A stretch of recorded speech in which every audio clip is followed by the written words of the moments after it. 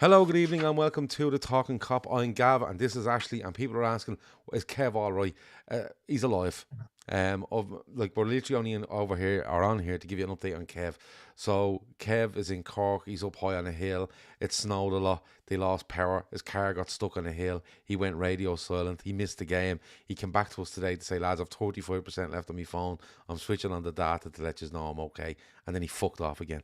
But good news, the power is back in Cork. He's charging that phone like there's no tomorrow. The kettle is on. It's all going on. So Kev is absolutely fine, and he will be back with us at some stage this week because I know you're all worried about him. Transfer stuff, right? You know how this works. We don't come on here and pretend to have any information on any transfers. We're not going to bullshit you. But what we do is, if people are in the chat and they want to talk about players that they've seen a link to, or they'd like to see us link to, or they'd like to see us pursue, by all means, throw the names in there and we will discuss them. If there's stuff from other clubs that you've seen, throw it in there and we'll discuss that as well. That's how our transfer shows work. There's a few names being bandied around with regards to Liverpool. I don't know how true they are or if there's any substance to them, but I'm more than willing to discuss them in with the view of what would we do if we went for them? Would we go for them? How would they fit? That sort of thing. Just a nice little chat. Ashley, we're 6 days in. Look, the elephant in the room here is, are Liverpool going to do anything in the January window? And me and you were discussing before we come on air, and we were kind of going, I think that the chances of that are quite low. But you will get people saying, well, look, they were going in for that midfielder in the summer, and they never got that midfielder. We're performing really well, but we could possibly still do another midfielder. And that's where a lot of people are sitting at the moment. And then the name of Richard Hughes pops up, and Michael Edwards pops up and stuff like that. But where are you on this before we get going on names and stuff like that? The chance of Liverpool signing somebody in January, would you like to see some Liverpool sign someone in January? So I think based on Slot's quotes, and I'll read the quotes out from a couple press conferences ago. He basically said, "There's nothing in the media yet about who we're going to bring in, ? No. Also, not in my mind. I'm very happy with the squad we have. I have said this 6 months ago, and everybody asked, is this guy crazy? But I think that the players show the confidence the club and me have had in them was all deserved." And I think that might kind of be the outlook for the whole team going forward for January. I don't think he's trying to pull the wool over anyone's eyes. I don't think he's trying to be clever. I think, you're always going to hear if there's an opportunistic signing available that the club will be ready to move and pivot if that comes into play. I personally don't see it happening. I could see them putting the groundwork in for deals in the summer. I could see them starting to make contact with some of the players that they might have picked out. With regard to your question, would I like to see them sign someone? Yes, I would. I think you're never in a stronger position than when you are sitting at the top of both tables in both leagues that we are currently competing in. We have this beautiful presentation we can make that says, do you want to win a trophy with us? Because we're on track to win 2. And I think that is probably the strongest pitch that you can make to a player if you want to bring them in. I get that it's mid-season, but I think that there's a need in the squad for rotation in a couple different positions. And I think that we would be foolish to kind of turn our nose up to the prospect of adding quality to our team. I think that's too elitist of a position. I think there's always players out there to improve your team. Yeah. If no transfers happen, so be it. But apparently, Mo Salah is quote tweeting Jamie Carragher, which was hilarious. By the way, I didn't see it, so I'm refusing to call him by that name. Emmett says Salah just quote tweeted a Sky tweet with Cara talking about him, saying, "I'm starting to think you're obsessed with me," which is good. But Salah, of course, did put out this kind of cryptic post earlier of himself, Trent, and Virgil in a photo just before a free kick was taken. During the game against Manchester United, I thought, oh God, here we go again. There's not a day passes without something cryptic or something being said, and I suppose that's the way it is. It's going to be like that every day. For me, look, before we get into names and stuff like that, for me, I 100% think Liverpool should sign somebody in the January. Like you said, I fully agree with you. You strengthen from a position of power. And Liverpool are in a position of power right now. I don't know if they'll be in that position of power come the end of January or the end of February or the end of March, but I think you should absolutely try to give yourself the ultimate chance to achieve your goals. And I think if people, I hate using the words if something becomes available, because it's a very easy way for people to turn and go, well, he could be available, why aren't he doing it? And I get people's frustrations on that. For me, I am in that boat where we went and we tried to sign Martin Zubimendi in the summer. And according to various sources, including Steve McManaman, said, look, that deal was done. He was taking pictures in Liverpool jerseys and it was all done. And then he personally decided not to do it because he wanted to stay at Real Sociedad. And look, you have to respect that, as much as it upset a lot of people at the time. They were going for that and they never done anything after that. Bar Chiesa, they didn't do anything. And Chiesa is an opportunistic £12.5 million signing, something along them lines. But the midfielder thing was the one they were actually going for. And as good as Liverpool have done this season, I think another midfielder would add huge value to this squad, just for the sake of players getting rests, players not being ran into the ground, rotation, different element to our play, whatever it might be. And I understand that these contracts are kind of, if we knew these three players were going in June, you could argue, well, why don't we bring in a winger now? Why don't we bring in a right back now? Why don't we bring in a centre half now and start forward planning for that eventuality? The fact that we don't know what's going on, and Salah's posting this stuff today, and he's quote tweeting and stuff like that, will tell you that there's still a long way to run in what's going on with those three players. No matter what side of the defence you sit on with that. So, but for me, yeah, I think if you can add, you add. I think there's some positions that you would like to add to, but I don't think January is the time. Like when you look at the left back position, I can't see him moving the left back out and bringing the left back in. Yeah. Maybe in the long term there's great value in that. Maybe the summer's the time to do it. But I think in the midfield, I don't think you're bringing a midfielder in to get rid of a midfielder. I think you're bringing in to strengthen that position, the engine room of the team that has been brilliant this season. But I think it needs one more, and that's where I will be on. Should we do anything? And I'm not really. I don't really like this line of, if something becomes available, because they know who's available. These aren't done on a whim. These deals are worked on months and months in advance. So, it's a weird situation for Liverpool to be in. They've put themselves in that position, in my opinion. They've definitely put themselves in that position, but they kind of need to park that, and they need to go about their business on the with the feeling that these guys will be here till the end of the season. So what can we do to absolutely strengthen ourselves for this season? And then whatever way, the cookie crumbles at the end of the season, we'll go and we'll deal with it. But a couple of names have come up, right? One that's interesting, to a point. I don't see where it goes, but he plays tonight. I think he might score tonight. Gibbs White. Nottingham Forest moved there from Wolves about 2 seasons ago. 2022. Yeah, 2 seasons ago. For £30-ish million, I think it was. Because it was a big deal. It was around 42. Was it that high? Because I remember rising up to 42. There's certain clauses obviously in there that might not. Yeah, but that name is being bandied about a little bit, and this is what we're going to do. That name's come out. Let's have a chat about it. For me, I think he's a really good player. I think he's doing really well in Nottingham Forest. He's probably the one player in Nottingham Forest where you look and go, he's not a luxury player, but he's the most flamboyant player they have. The most kind of carefree, spirited player that they have. A lot of them are hard working, do their job. They win again tonight. I think it was 2-0 the last time I seen. It was 3-0 at the end. 3-0 at the end, okay.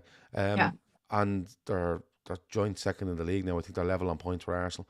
And he's the one that offers that little bit of flair, I think, to that team, although he's hard working. But that one seems a bit strange to me, the position he plays and what we have at the moment. You could class him as a midfielder, an attacking midfielder. Does this one make any sense to you? It makes sense. He's a really good player, but for us, I'm not sure. He intrigues me. I think what you were just saying about the midfielders is spot on. I think we all know that Liverpool have been in for midfielders, and we addressed some of the midfield issues quite well, actually. But we know whether it was Caicedo, whether it was Tchouaméni, whether it was Zubimendi, that 6 area was something that we were concerned about. That being said, that was in the summer prior to Gravenberch's kind of breakout season, we'll call it. It's very possible that Slot has looked at the midfield and decided, you know what, I don't actually need a Zubamendi type. I need someone a little bit further forward. And I know that we have a plethora of options up front. I really do. I know that we have so many players that are competing for that role. I think Szoboszlai has done a great job. I think Jones, outside of yesterday, has done a very good job. I think that, McAllister's pretty much nailed on. I think Gravenberch is pretty much nailed on. I don't know where he's using Elliott. I think Elliott's actually a conversation that we might want to have, because as much as we don't want to mention it, I don't know if he fits so far. I haven't seen Slot use him so far. And I think where Gibbs White comes into play, which is kind of in the same conversation as Elliott, is what happens with our homegrown quota if Kelleher and Trent leave. And is there a place where we can rejig our midfield, maybe push a few players that are playing further up front, push them back, and maybe then you have space for someone like him? Again, this is all hypothetical, but that's kind of the thought process I have with him. I think that he's a very talented player. He would be expensive. He would be expensive if 42 million was the fee that Forest paid 2 years ago, and his stock has only risen in that time. It's not like he's one that stalled a bit, and you think, oh, do you know, we can get him for 25, and we watched him before he moved. It's not going to be cheap, and like I'm nearly tempted not to say stuff like that. People go, what you mean? We have the money, but for what we're looking to do, I don't know if Morgan Gibbs White fits. Where it is. Like John says, we need someone who can give McAllister and Gravenberch a rest in those double pivot spots. I agree. I think, and the Elliott one is a bit strange. Now, I'm expecting Elliott to play against Spurs during the week. I'm actually expecting him to play against Accrington at the weekend as well. I think Elliott's been unfortunate. I thought he was really good in pre-season, and I keep going back to it. I thought he was so good in pre-season that finding that space is that, most attacking midfielder, and moving and finding space and moving, and then opening things up for wide men and different things. I thought he was really, really good, and I was really excited about him coming into the season. He gets that injury. He plays about 5 minutes against Brentford, I think, at the start of the season. He gets the injury away with international break, and he's being back, he's being fit, but you've only seen him in fits and starts and 10 minutes here and 10 minutes there. And it's one where I hope he doesn't get lost in all this, because I really like him as a player. I really like his work rate. I really like the tempo he plays with. He holds onto the ball really well while playing at a faster pace. He's a really, really good player. But for me, even if you're having a conversation about Elliott, I look at that midfield and I think to myself, if you bring in, like, let's talk Martin Zubamendi, right? Because Morgan Gibbs White, the name is out there. I'm not too sure if there's much about it.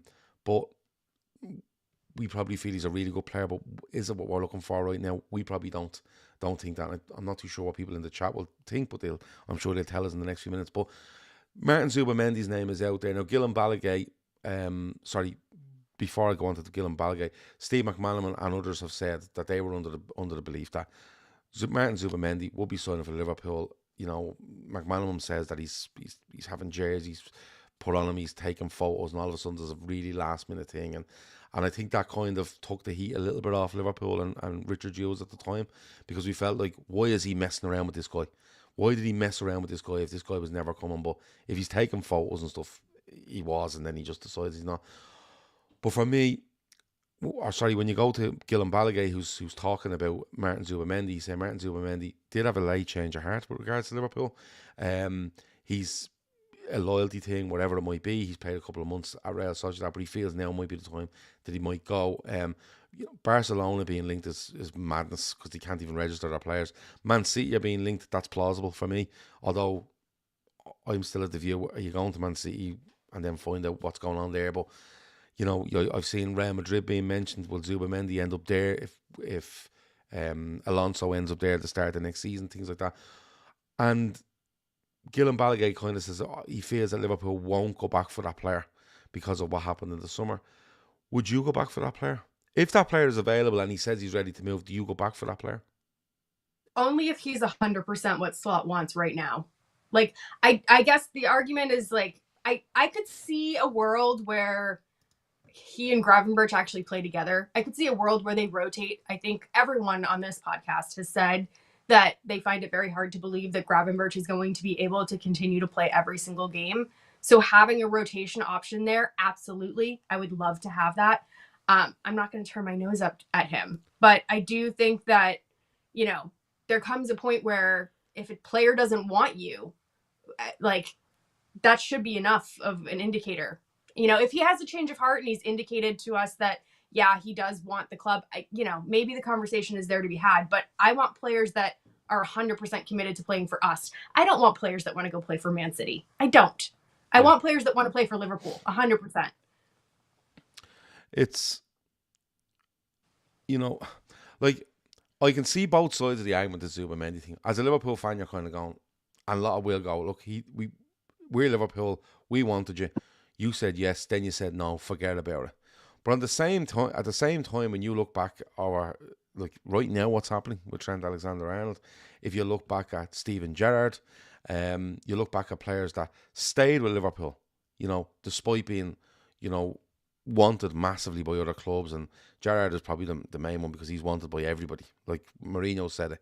He tried at Madrid, he tried at Inter, he tried at Chelsea, he tried everywhere to get Gerrard, and Gerrard just wouldn't go because his loyalty to Liverpool. So I can kind of see the argument on both sides that look, forget about him.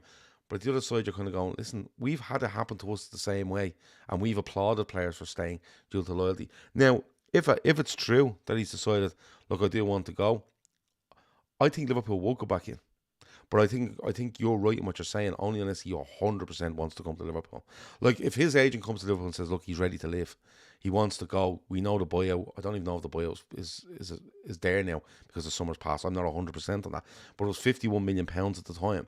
It'll probably be that or less now. Because I would assume it'd be less because I don't think he signed a new contract. Yeah, he didn't. He never signed a new contract in the end, despite talk that he was going to sign a new deal and be his money put up massively by the Sociedad owners and stuff like that. But if his agent comes to Liverpool and says, look, he's ready to move, he wants to go in January, you know how much it's going to cost. You get it done for the price you would have got it done in the summer. You haven't signed another midfielder, and he was your one and only target, which was proven. It was bought out in the summer. Liverpool would have to say to him, listen, do you want to sign this contract? We are doing nothing with you, and we are announcing nothing, and we are saying nothing to nobody until you sign that contract, and then we will announce. I think that's key. Yeah, like if he was going to happen at all, let's just say hypothetically, his agent would literally need to drive him to the AXA, and all of this would need to be done before even a shred of evidence of it would come out in the public, because the egg on the face of Hughes is so great at this point in time that the last thing that we need is any more transfer drama. And we have had transfer drama this past summer. We had it the summer before. I'm done with the transfer drama. So unless it's signed, sealed, delivered, and the pictures are done and he's actually signed on the dotted line, I want nothing to do with it. Yeah. Few things on Zubimendi. John says Zubimendi is different because he's turned down so many clubs previously. I don't trust that this guy wouldn't get homesick. Arsenal tried, Madrid tried, Bayern tried, Barca tried, and we tried. Which is a very fair point. Brian feels that Zubimendi showed a brittle mentality last summer. You could say that, but again, Brian, and I'm not disagreeing with you, but you still go back to, if that was their player turning down a Real Madrid, you go, you know what, brilliant. You'd love him even more, the sort of way. So I can kind of see where it is. Kieran says Zubimendi probably close to 200 grand on wages. Baleba, whose name has shown up in the chat a few times, more likely to be 100 grand. What's Brighton paying him? Wouldn't be surprised if he's on less than 50k. Baleba looks a player. He looks a real player. The only thing I'd say with him is his stock continues to rise. I don't know what he signed him for, but if they think he's worth 50, you probably pay the 50, the sort of way. It all depends, and it's funny what you said there. It's only if Slot 100% thinks what he needs now. Slot genuinely felt that he needed them then, and I'm not trying to pawn Zubimendi off for the thought of a transfer off, but Slot's probably looked at it and went, do you know what? These have been really good. I might add, not so deep. I might add in a McAllister position, or I might add in a Szoboszlai position and move them boys around. Because McAllister can play further forward. Szoboszlai can probably come back one. I don't want to see him the deepest, but he might think, no, the focus has changed here. Another name in midfield though that's come up, and is Ariel Tchouameni at Yeah. Real Madrid. The talk is that he's out of favour at Real Madrid. I don't know what to make of this because I think this might be Ancelotti's last year at Real Madrid. So if he's out of favour now, he might be in favour next year. Tchouameni though, the talk is, I think it's around 40 to 45 million pounds. I did see one report saying Liverpool will pay 30 up front and the rest in instalments. He's another player that's been linked with us an awful lot. I'd rather be linked with the other fella that plays with him in Camavinga because I think he's just a monster. But Tchouameni's been on the radar quite a bit. He was on the radar before he moved to Real Madrid. He's another name in there that can play deep. And if Liverpool are going to shift their focus as to what they want in midfield, could Tchouameni be the one that they look at? Because he'd possibly be better value than Zubimendi, price-wise. Not so much wages-wise, I don't think, though. I mean, it's the same story kind of rehashed where it's like, why are we going back for these players that have turned us down? And like they're fantastic players. Again, like from a purely do we need a player like that perspective? Yeah, definitely. But again, I feel like these are all just kind of really obvious names that people are putting out there into the media because the fact of the matter is Liverpool are keeping all the cards close to the chest and they're not putting names out there. And I don't know. There's something about Hughes. Again, if Hughes is actually doing things, hopefully he is. But his past history shows that he looks kind of outside of the box for the answers that he's looking for. It's not obvious names that he tends to go for. And I feel like just rehashing old names that we've gone to in years gone by just feels like lazy links. I mean, there could be something, but I think the link with Tchouameni might be there because I could be wrong on this, but I think Michael Edwards was in charge of all this when Tchouameni was linked originally, I think. And I think that's why that name comes back, because if you're working on the data and the numbers and stuff like that, which Michael Edwards liked to, Tchouameni, I think, was very high on that list. And because he might be still only about 23, is he? Tchouameni? He felt like he was about 19 when he left, was it Lille? And I'm brutal with remembering these transfers. If it's Liverpool, I remember it. But he feels like he was really young when I think it was Lille he left. But if he's in that realm of players that he liked at the time of Michael Edwards, I'm sure Michael Edwards probably going, listen, we really wanted him a couple of years ago. Monaco. Was it Monaco? Tchouameni so. left? Oh, I thought it was. Anyway, but the thing is, with him, if he's high on the list a couple of years ago, I don't see why he wouldn't be high on the list, because it's not a sea change in what we're doing, football and wise. The approach is a little bit different, but the type of player isn't really that different.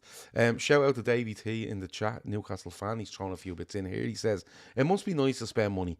FFP has us by the bollocks as a Newcastle fan. Yeah, the problem there is getting into the Champions League, Davey. That's the problem. When you get in the Champions League, they absolutely hammer you on two fronts.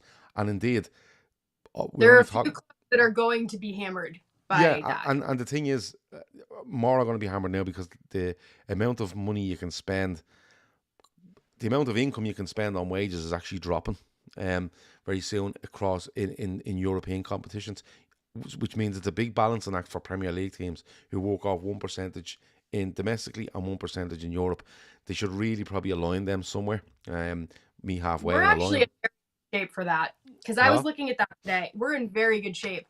At least according to Swiss Ramble, he did a deep dive on the teams that are currently in and around the European places and who would be in trouble versus who would be safe. And the new cap is going to be 70%. And at the moment, I think Liverpool's at 61% for the squad cost control is what they're calling it. It's basically the FFP. Well, I'm presuming that will bring into line last season, which would have been a Europa League season, and then you have Thiago and Matip not being on the books and a few more not being on the books. You know, when you add all that up plus a Champions League thing, I think that drops Liverpool's percentage. If you get me, it widens their scope. With Newcastle, the problem is that their income to what they're trying to spend, they probably need another couple of years to make that gap bigger in terms of more commercial revenue and stuff like that to come in, and then you start spending a bit more. But Davy T does say he's writing off the chance of Lewis Hall going to Liverpool. He said no chance. There will be uproar. He's been superb. He's a fan favourite. He feels Newcastle will be selling Deadwood this January and in the summer. Of course, that will bring down their bill, bring in some money, and then it releases a little bit more in. It was yeah, that's how it'll do it for them. But good to see a Newcastle fan in the chat. I like fans from other clubs coming in and having their say. Sure, why shouldn't they? But look, that's a couple of midfield links in Zubamendi, Chouameni. The left back one keeps coming up, right? And I'm going to throw it out to you, right? Kirkes off Bournemouth, £18 million signing a couple of seasons ago. Rumoured 30 million, and Richard Hughes would know the kind of value there because, of course, he was working at Bournemouth up to last season. I don't think he's the one. I don't think stylistically he's the one. I can see the attraction in him, but he feels a bit like an Andy Robertson reboot, and I'm not sure that style is what Slot is going to look for in a left back. Do you think? What do you think? Yeah, and I also, I mean, what age is he? I don't know off the top of my head. Oh, he's young. Oh, Kirkes is probably 20. I'm going to say 22. I'm going to guess. It's like a game of bingo. Someone will tell us, actually. Don't worry about it. We don't need to know all the stats. I mean, I again, he's one of those players that I think has a ton of talent. And I think, you know, I could see him working. I could see it working. You know, the name, the other one that I've seen linked is Nuno Mendes at PSG. And I think he's probably around the same age profile. I think he's about 22. And I think he's Kirkes just is 20, sorry. Okay, there we go. So 20, 22, same age profile, really. I think the reason they were looking at Mendes is because he's turned down a contract extension at PSG and he's going to be possibly a free agent. So that's something that someone's been sniffing around. Again, just a rumor. I don't know. I mean, I think we need to, we're probably going to have a conversation about getting one of our two left backs off the books this summer.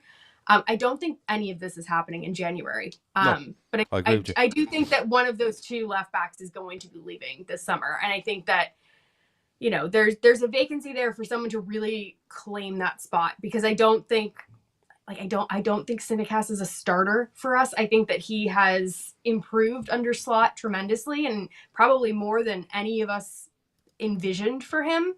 But I don't think that he's what Slot's looking for either. You know, I think right now we're actually seeing Slot do a really good job of taking some, you know, square pegs and putting them in round holes and having them work kind of within a system of what he wants. But, you know, whether it's left back or even our center forward, I actually question going forward what Slot really wants in those positions, because I don't think that we have the ready-made answer to his tactical vision going forward in our team, if that makes sense. Yeah.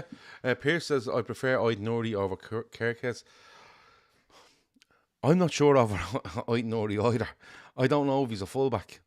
I think he might be a wing back. I'm not too sure he's a fullback. Kirkes apparently is 21. Kev O'Sullivan says Kirkes will be homegrown at 21. Chris Brack says Kirkes is 21. So Emmett's just reading the numbers wrong. I don't know what's going on there. Shawnee Sun says Hanko off Feyenoord, and Emma throws in the name Hincape as well. Robinson from Fulham says Glenn is good, but at 28 I can't see us going for him. That's what I think. I think age is the issue. He's very well this year, and definitely a standout in the games that we've played against him. Yeah. Antio says it's Lewis Hall for me, and he apologised to Davey, the Newcastle fan. I have seen Lewis Hall a few times recently. He's been really, really good. It took him a while to get in and get going in Newcastle, but it's turned out to be a really good signing. Kieran B says Paul Joyce name dropped Alphonso Davis and Kirkes. Yeah, Alphonso Davis. I just presumed he's going to Real Madrid, because I think the last I heard, Madrid basically told him, don't sign anything there at Bayern. We'll look after you in the summer. Really good player. I don't know. When I look at Liverpool and I look at the way we set up, I don't think don't get me wrong, when like Trent bombs on, Bradley bombs on, Robertson bombs on, and I don't think there's anything wrong with that. But when I look at Robertson, I think what might hold him back in this side, I'm not writing him off. What might hold him back in this side is technically as a footballer. You know, like Robertson is a great engine on him.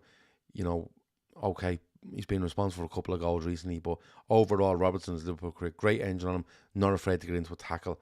You know, covers well. You know, deals with wingers quite well, really well. Gets up, gets support. Great assist record. Brilliant assist record for a fullback. When I look at this team, I think, does he want someone a little bit more reserved in left back that just controls the game a little bit more? Do you know what I'm saying? Like, just, you know, go, not even a good passing range, just somebody just likes to pop the ball around and play a bit more like a midfielder would play, rather than a fullback that wants to fly on. And that's maybe just in my head. But a left back, I don't know. I don't know if Kirk has the answer. There's loads there. You know, Sas Cowboy says Davis and Jonathan David load up on the Canadians. Of course, you say that. But they're not bad shouts, in fairness. I feel like Davies would be so expensive. Like, I feel like the wages would be insane. Yeah, I'd say he's on really good wages at Bayern, and I'd say they've probably offered him even more wages than he said no. So if Real Madrid are interested there, you could possibly go up more again. Plus, you remember, I think he might be out of a contract at Bayern. So you're looking at signing on fees then. And the big thing around Trent is Liverpool are offering him apparently 75 million over 5 years, but Real Madrid he's already on 215,000 euros a week. Yeah, so he's on £190,000 a week. Which is up there with our top earners already. Yeah, it is. Kirkus is on 30,000, as you pointed out by you in the chat as well. But the thing is, like, you know, if it's down to money with Trent, he's probably getting 50% of that again. You know what I mean? As a signing on fee. You know, even if you went down and said, right, you're offering Trent 70 million over 5 years, and so is Real Madrid, they're probably offering them 35 to sign on because they're getting them on a free. And that's a huge amount of money. You know, regardless of how loyalty in this, it's a huge, huge, huge amount of money. So, you know, I would look, I'll put it this way. If we turn around tomorrow, so we're signing left back, lads, but what we've done is we've given them 40 million to sign on. We're giving them £250,000 a week over 5 years, which is 60 million quid. So it's going to cost us 100 million quid for this player. And people will be going, what? You know? Yeah. And some people will go, Jesus, yeah, that's brilliant. Like, and who else are we signing? I'm not too sure. It's not the way that we work. I don't think it is. You know, O'Sheen says, what's the thoughts on Pitaluga getting sold to Fluminense without any fee being agreed, but have a 40% sell-on clause? I'm not too sure on Pitaluga's contract situation. Was he out? Was he out in 18 months? Maybe he's having a hard time. And Liverpool as a club said, tell you what, we won't ask for a fee for you. Go back to Fluminense. And if you get a move to Europe and they get 10 million, we want 4 of it. And that makes sense, because otherwise he'd probably run down his deal. He won't improve. You know, it'd be 2 years, it could be 18 months, it could be 6 months, 18 months, I don't know what it is down the line. And then he goes off and gets a free somewhere, does a really good job, gets a move back to Europe. Fluminense get 10 million, Liverpool get nothing out of it, for the sake of holding on to a guy that's not going to make it at Liverpool. He's just not going to make it. When you look at like Kelleher is going to leave because he can't make it. Alisson's probably the best goalkeeper in the world. You have Mamadashvili coming in. You have Yaros, who's homegrown as well, in around the squad. So yeah, it makes sense. I think it's not a bad deal to do. It's not like he's a huge loss to Liverpool, because, like, let's be honest about it. If I said to you who's going to play and go with Liverpool tomorrow, named all the goalkeepers, he's 5th that you'll name. I think there's a handful of other keepers in and around that age group. I mean, we've got Harvey Davies, that's the under 20s already. There's a few that are already up there. And I think there's something that is great about the Liverpool system, in that we have sort of this conveyor belt of goalkeepers that are rolling in, and we have some really elite goalkeeping coaches. And obviously we have keepers coming here trying to learn from the best in Alisson. And I think if you're not going to make it at this club, there's something to be said about letting these players go and being agreeable to, you know, whether it's fees or whether it's selling like numbers, in terms of trying to keep relations good, because we want to continue to have these players come in and out of the club freely, and we don't want to like hold on to them if we're not going to use them. And I don't think he was ever going to make the grade to even make it into our, our reserve team. So it's kind of better just to let him go on good terms and show that that's kind of how we're treating our players going forward. Yeah, I think it makes an awful lot of sense all around. For now, for the club who's not going to use him, for the player for now who's not going to get a game, goes back to Brazil. Probably could be a bit homesick, I don't know, but he goes back there, rebuilds his career, and he was massively rated. Like when he came to Liverpool, he had a loan spell in Ireland and it didn't go well at all. But that can happen. That can happen. Apparently we sold Harvey Davies, so my fault. Sorry. There are other young goalkeepers. Harvey Davies, the last time I heard him, and we never pretend to be experts and we follow every single move in Liverpool. The last time I heard he was on loan somewhere, but we well, the chat is saying that he was sold to RB Salzburg. So no. I think no. That's Bobby Clark they're talking about in the chat. No, Harvey, what's his name? The goalkeeper is on loan somewhere. When we're talking about goal, he's definitely on loan. Then I'm not losing my mind. Yeah, no, you're not losing your mind. But Bobby Clark was sold to RB Salzburg. Okay, yes. Davey was asking. Yeah. Megan says, I see Palace are going to make an improved offer near the 20 million mark for Ben Doak. Just on him, he's having a really good season in the Championship. Goals wise, not so much. Assists, and then I seen a list today of, he's in the top percentile for this. There's about 10 or 12 things. He's having for me, he's having a hugely successful loan period, and definitely. it actually brings me back to when Harvey Elliott done it at Blackburn. He went to Blackburn. He had a really good season. He came in then, and you've seen him progress since. I'd like to see us hold on to Doak, unless this was all an exercise to chase him, get him off Celtic, bring him in. He's had an injury or two. Send him on loan to get him experience after being on pre-season with us. Are we going down that route now that he's had a good season?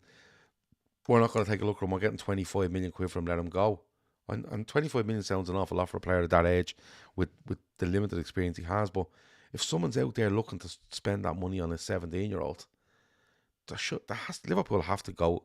You know what? If he's that good, someone will want him in the summer after we've had a look at him. There's no rush here.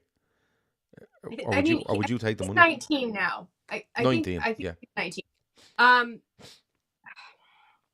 don't know. I think we were talking in the Telegram chat earlier, or it was either a Telegram chat or a WhatsApp group, where we were talking about how Slot's been very cutthroat with the Klopp youth prospects and players that I thought would stay have gone and whatever. And we were talking about it with regards to Elliot and sort of where does Elliot fit in the system? But I think the truth can also be said about Bobby Clark, or not Bobby Clark. God, my brain is gone now, guys. I'm sorry. About Doak, in the sense that I don't know if Slot thinks it fits his system. A lot of these young players were tended to very carefully under the tutelage of Klopp, and they played in Klopp's system.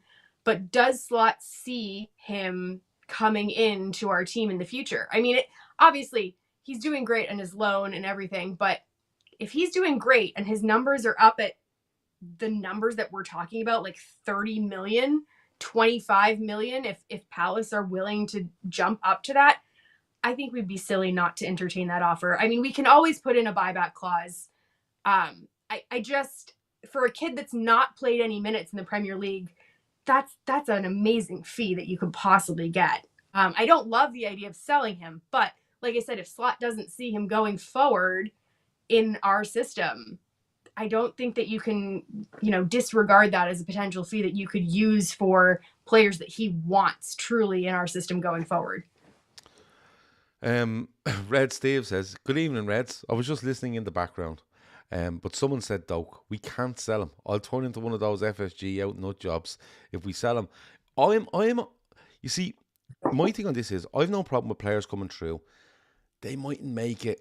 Look, they've got to a level and that's about it. But we're getting a good fee and they move on, right?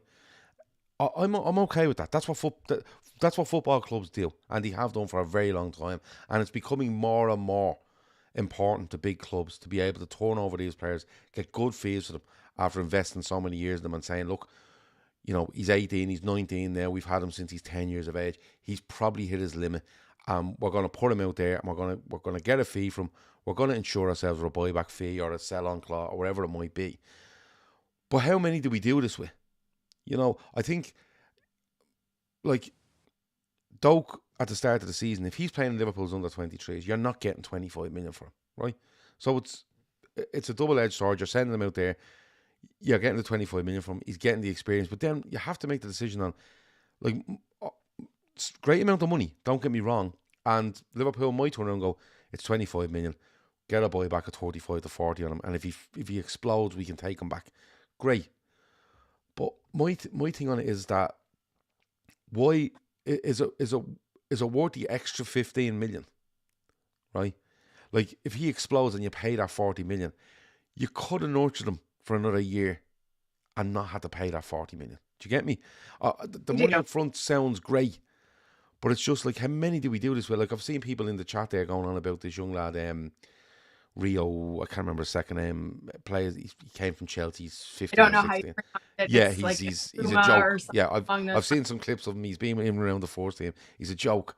Yeah. But like, what happens if he goes off the radar a little bit, goes out on loan, has a Ben Doak sort of thing? Do we just sell him then? Are we just gonna keep insuring ourselves, and maybe they just go, listen, only one of them probably comes back out of 5 that we do.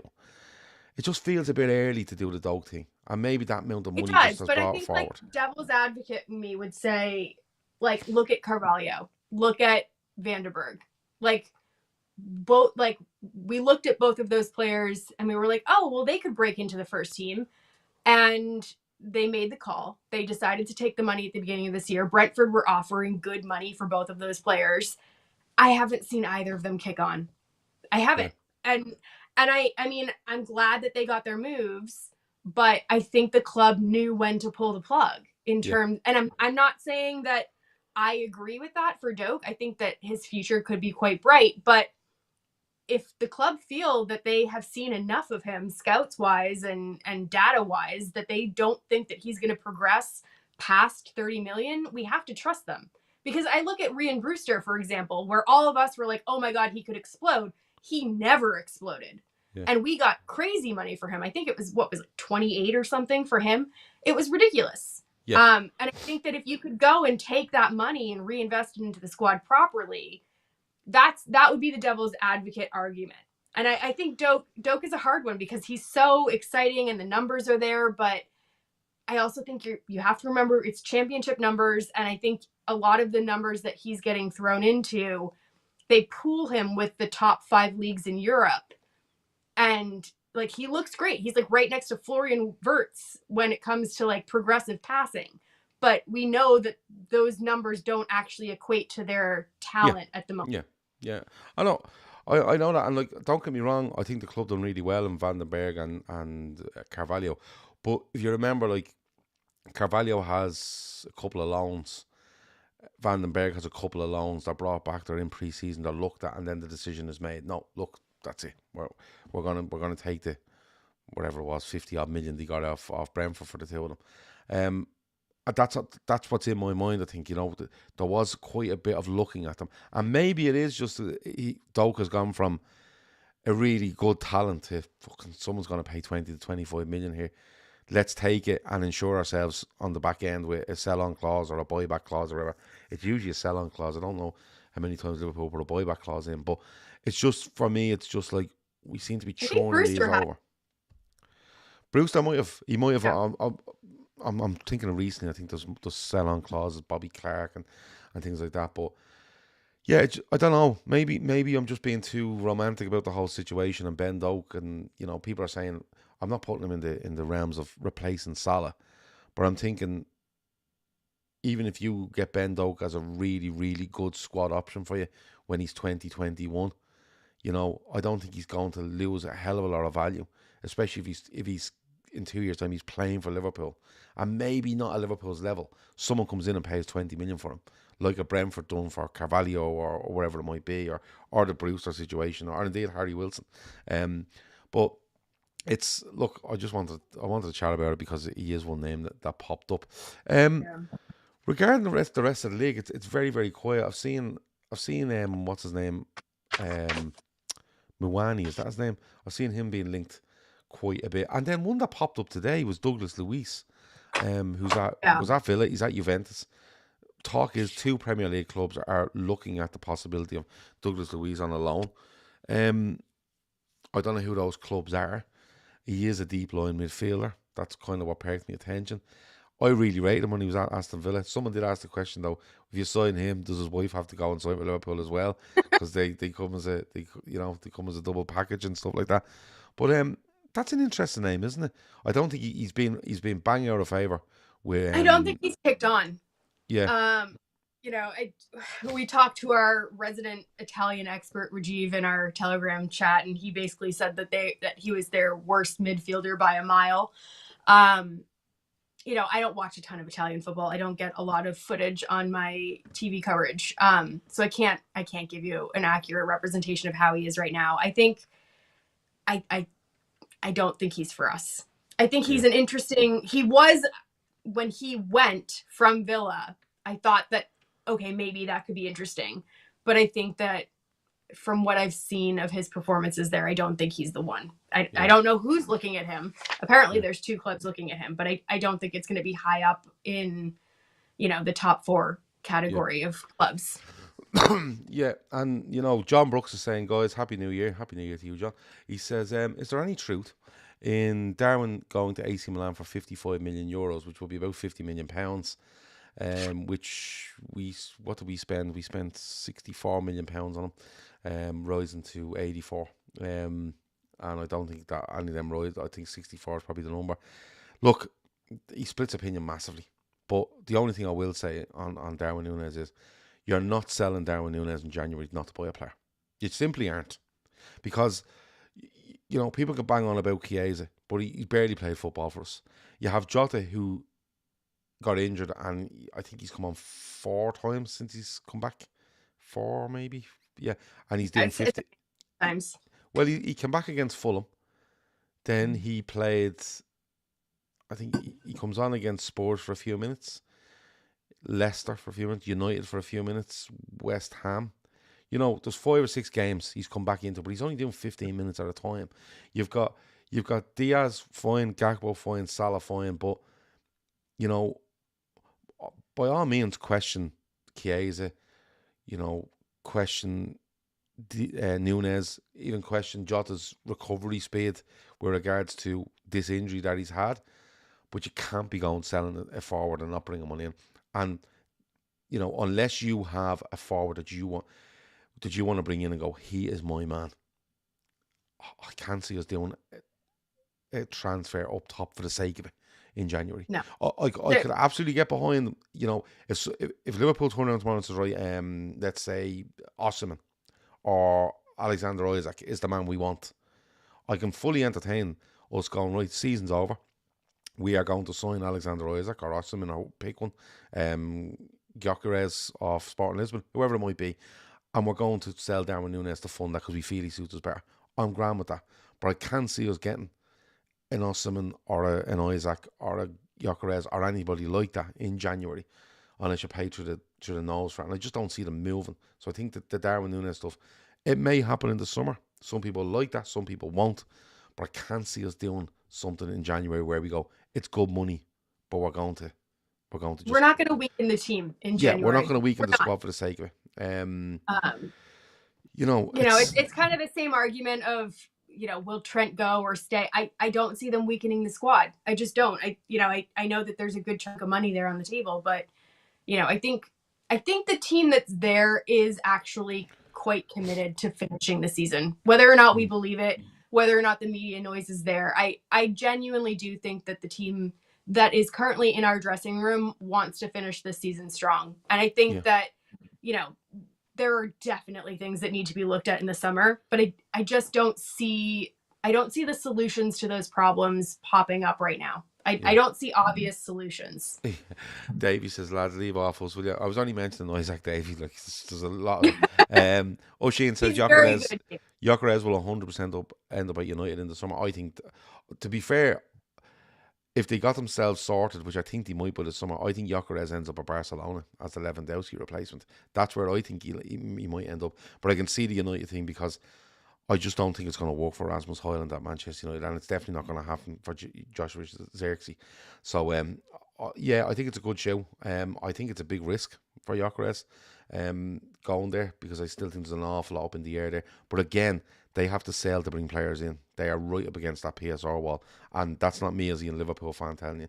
That's United fans telling me. They're right up against the PSR wall.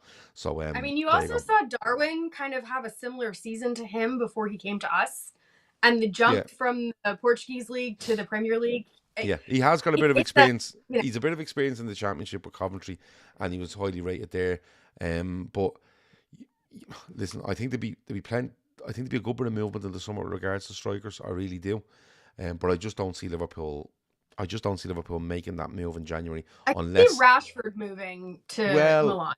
Yeah, I could see. I could and see I don't him know doing if there's something. I don't know if there's a connection between linking, a Liverpool player and a Man United player both going to the same club. Yeah. Cunha is being mentioned. I think he's signing a new deal. With, Wolves are pretty close to him signing a new deal. Yeah, and then I did see something else about Lopetegui earlier. Has he been sacked? Has he not been sacked? There's nothing on the West Ham accounts. I think he's imminently going to be sacked. Yeah. Is what I've seen. Yeah. And it seems like they want to bring in Potter. Yeah, but Pierce makes a point. He says Gyökeres is 27 in the summer. Will he go to United at that point in his career with no Champions League? That's a great point. That's a great point because all it takes. I mean, if he's going for the money, then maybe that's actually kind of the type of move that I'd expect Man United to make. Is it's not a long-term move; it's an instant gratification move. Yeah, Rashford. Sam says Rashford to Al Hilal most likely, or to Chelsea on loan on deadline day could be. Someone Chelsea I saw Chelsea wanted to re-sign Guehi from. Yeah. That seems like a wild shout to me. Yeah. I don't know how PSR wise, I don't know where they're at. I think what they done was Europe, but what they done was with the when they sold all them hotels to themselves, basically, right? Yes. They freed up a shitload of money to put back in to clear themselves for PSR. Still in trouble though. Yeah, they're still in trouble. They are still in trouble because of the amount of wages they're paying compared to things. But what you'll see from Chelsea is Chelsea at the end of this season, possibly in January actually, but definitely at the end of the season, what they'll do is they'll turn around and they'll get those players that they might be on 7-year contracts, 8-year contracts, but they'll get the ones that are on reasonable money. And what they'll do is they'll just try to sell them and make no profit off them. That's what they'll do. And they'll clear a load of that and that'll get them back in where they are. But they can't go doing what they've done before because they don't have any more property to sell. That's what you'll see from Chelsea. But they have to, I agree with you. I think they have to be really, really close to the PSR thing as well. What's happening with Ben? I think they're at 83% for when it comes to Europe. And they need to get down to 70. Yeah. By the beginning of next season. Yeah. So that's a lot. But people presume with Chelsea is, they sign all them players and no one wants them. That's not true. They will want them. That's a valid point. Teams will want them players. You know what I mean? And if Chelsea are at 83% and then can turn around and sell 4 of them at 25 million a go, they're fine. Now, they can't sign anybody, but they could probably go, let's do that. They've stockpiled enough to pull from. But they'd have enough to do that. Maybe go another season with what they have, and then the following season sell another 3 or 4 and buy 1 or 2 to add to. Because definitely what Maresca's doing there, and if he's given the time to do it, that's the big key. What he's doing here is he's dwindling that down to where he has 21 players he's really happy with, and he can actually sell off. He can sell from the back room of stock, right, while still assessing what's going on here, and then as it progresses, he can then say, right, A and B in this 21, I'm going to sell. They've been in me forced team. I'll get good money and I feel I can bring these in. They actually need to be a little bit more clever with the way they sign players, Chelsea. Not the volume, they need to start picking specifically for what they want to do. And that's where they'll end up. But they'll like Davey says there, Chelsea will find a way. They will. They're not idiots. These people aren't idiots. I think they've went a bit mad. But I think they've realised they've gone a bit mad. I think they've done a swerve job on it, and now they'll try and make it back in other ways. Mudryk is a very big problem for them, says Kev. Yeah, well, wasn't he? Did he test positive? Did he open that B sample yet? Or are they waiting for the Christmas holidays to be over? Or what? I don't know what's going on with that. But yeah, it's one of those where you just have to sit back and go, let's just see what happens at Chelsea, because like God only knows what they'll do. Is there anybody else out there that we've missed? If there's anybody else? So there's a couple people putting in Johnny Cardoso. That's a made up name. Okay. I don't know anything about Johnny Cardoso, so if you guys can enlighten us in the chat, was he in The Sopranos?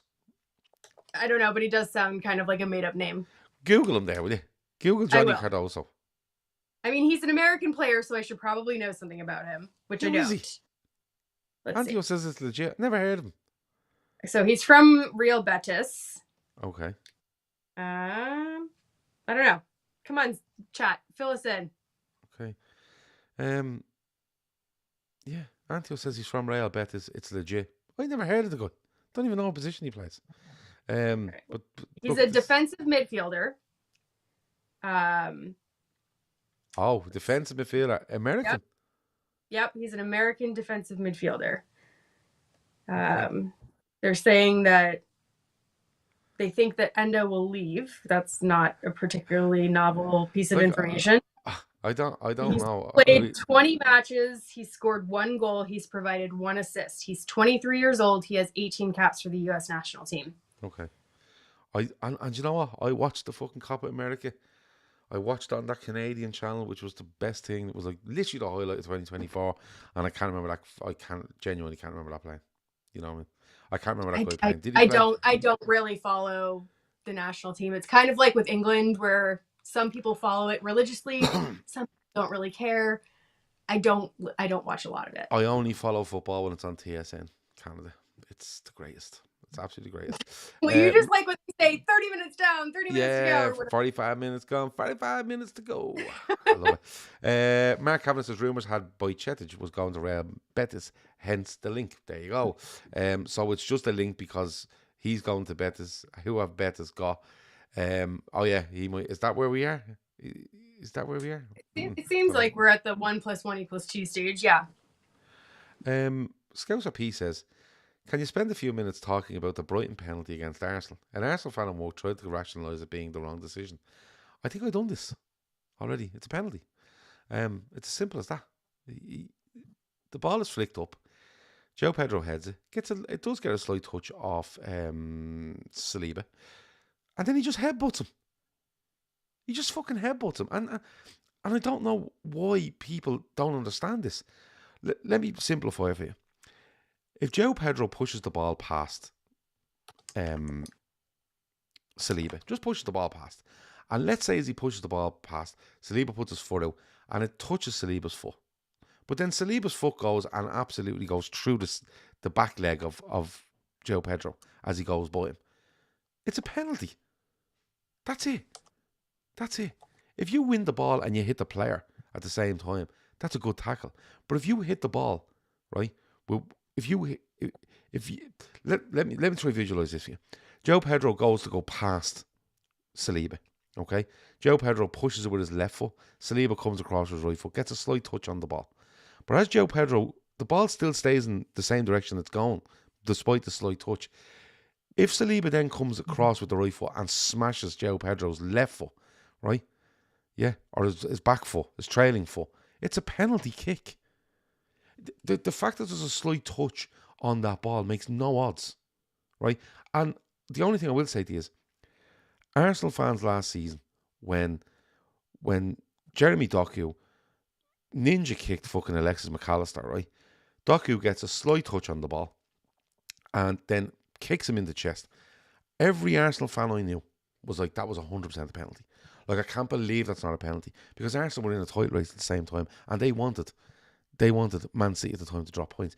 And if you put both situations together, a player gets a slight touch on the ball but then follows through and hits a guy, it's a penalty kick. And remember, the ball doesn't change direction in either of them. It doesn't change direction.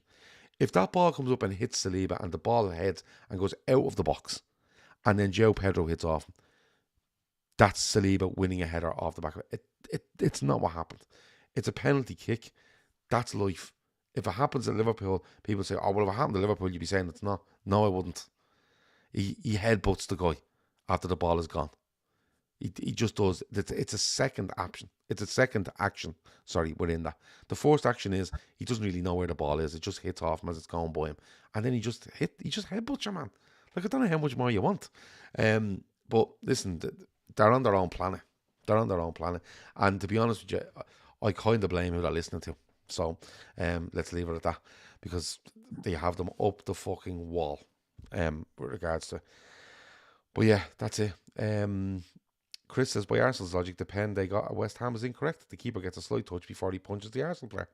Yeah, and that was a penalty. The keeper gets a slight touch, but then he punches a guy in the head.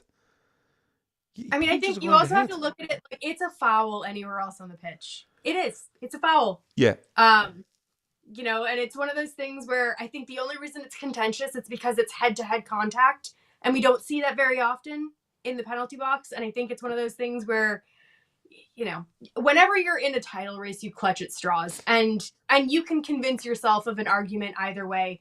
Usually, if it's your team and you feel aggrieved, you will come up with reasons that you feel like that isn't a penalty, that isn't the right call, whatever. I get it. We've been there. We've all been there in the last couple of years.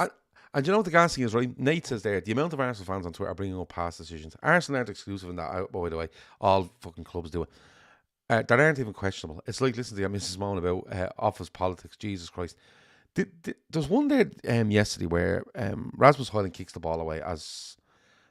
that should have been a yellow card, absolutely. But the problem is, right, and Arsenal fans pointed it out, he kicks her away. He does kick her away, right? But Virgil's about 5 yards from the ball, puts his hands up as if to go, what's going on? Virgil's not on top of the ball about to kick it, right? It's an argument. But the reason these things aren't happening now is because of the absolute uproar from Arsenal fans questioning the rule. The rule is, when Declan Rice got a second yellow against Brighton, I think it might have been. Was it Brighton? I think it might have been Brighton. It was for Brighton. It was your man Van Heck or something went to kick it. When he does that, it was a clear thing in the rules. If you stop the resumption of play, it's a yellow card, right? Okay? He clearly does that. He gets in the way of a guy approaching a ball, going to kick it. He kicks her out of the way. Your man ends up kicking Declan Rice, gets a yellow. He gets a second yellow, red card. Because of the uproar on that, and then in the same game, Joe Pedro, I think, runs the edge of the sideline. As the ball goes out, he boots it, right? He's not stopping the resumption of play. There's not an Arsenal player in 25 yards of what's going on there, right?